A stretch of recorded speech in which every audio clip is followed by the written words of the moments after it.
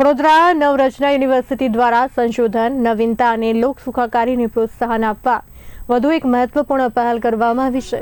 યુનિવર્સિટીની school of science દ્વારા centre for public હેલ્થનો પ્રારંભ કરવામાં આવ્યો છે। સેન્ટરનો મુખ્ય ઉદ્દેશ જાહેર આરોગ્ય ક્ષેત્રે સંશોધન અને નવીનતાને વેગ આપવાનો છે।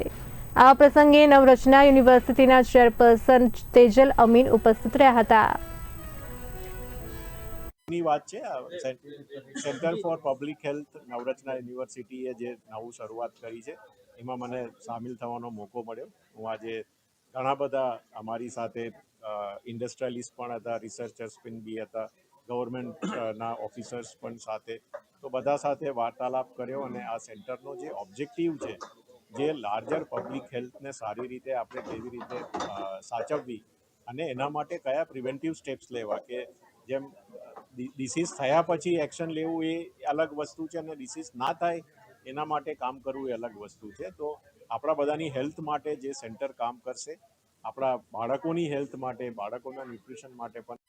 આજે મને ખૂબ આનંદ છે કે નવરચના યુનિવર્સિટીએ સેન્ટર ફોર પબ્લિક હેલ્થનું આયોજન, એનું ઇનોગ્યુરેશન આજે થયું છે। એનડીડીબીના ચેરમેન ડૉક્ટર નિલેશ શાહના હસ્તે આ થવામાં આવ્યું છે। અને પબ્લિક હેલ્થ સેન્ટર કરવાની શું જરૂર?